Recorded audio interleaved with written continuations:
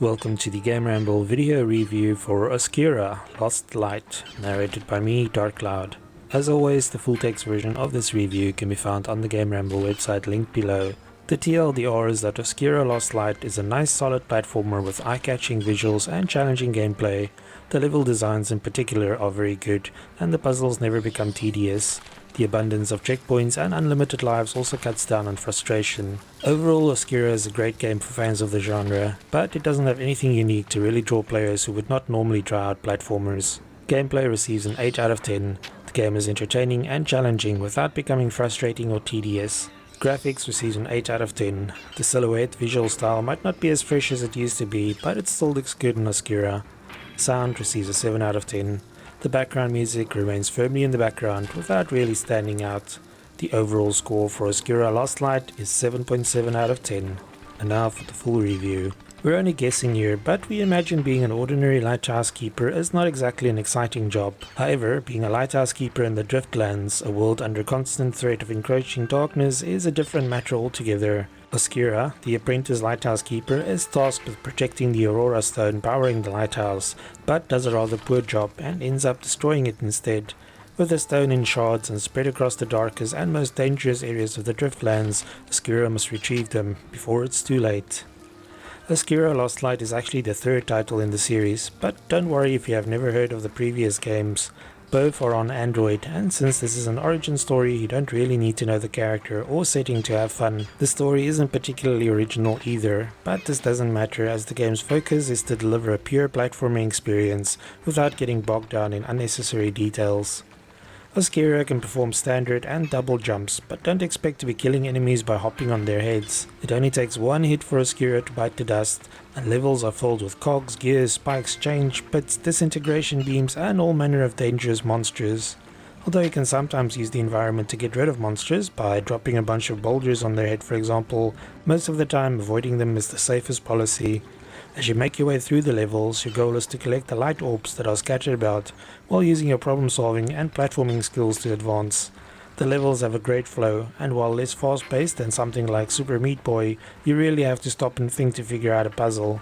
Instead, everything you need is usually in plain sight or nearby, and you just need to figure out what powers to use to make it all fall into place. Speaking of powers, the Lighthouse Accident imbued Oscura with a glowing hand, which allows him to wield 4 different types of elemental powers. You typically start each level with no power, and have to find them to make use of them. However, this is not a Metroidvania title, so don't expect too much backtracking or exploration. The abilities at your disposal are time, gravity, construction, and destruction. They are all very straightforward to use, and you can only access 2 powers at a time. This is useful, as you sometimes have to rapidly switch between abilities while performing jumps in order to get past traps and obstacles. The destruction power allows Oscura to break down particular walls, while the construction power is helpful in making platforms. The destructible walls and spots where you can create platforms are clearly marked, so there's no danger of wandering around aimlessly while trying to figure out where to use your powers. The ability to slow down time comes in handy for sections where you can get crushed by the roof or need to dodge fast moving objects. In contrast, the ability to reverse gravity allows you to walk on the ceiling or reach spots that would otherwise be inaccessible. We enjoyed the platforming elements of Oscura as the game has a nice old school vibe. There are some very tricky sections, but the abundance of checkpoints, some would say overabundance, ensures that frustration is kept to a minimum. Even the light orbs you collect remain collected if you die, so there's minimal needless repetition. The game features just over 20 levels, and completing all of them took us about 3 hours to accomplish. The timed levels and light orbs that can be collected give the game some replay value, but overall it's a very linear experience. Visually, the game uses a nice silhouette art style where all the foreground objects and characters are cast in shadow. It's a style that has been used many times before in games such as Limbo and Night Underground, but it still looks good in Oscura. We particularly like the colourful glowing trail left by Oscura's hand, which also serves as a handy, pun intended, reminder of what elemental power you have ready.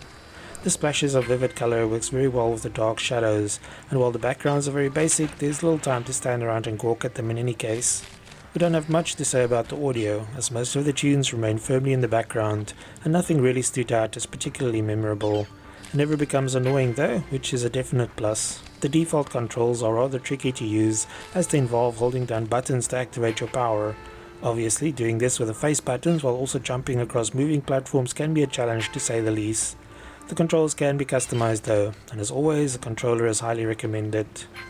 Although Oscura Lost Light doesn't really break any new ground, it remains a thoroughly enjoyable platformer with a very old school feel. It is challenging without being too frustrating, and as we mentioned earlier, the levels have a nice flow. If you're not a fan of the genre, there's little here to change your mind, but anyone who enjoys a good platformer will have fun with this one. Thanks for joining me for this Oscura Lost Light PC review. Remember to like, subscribe and share. Until next time.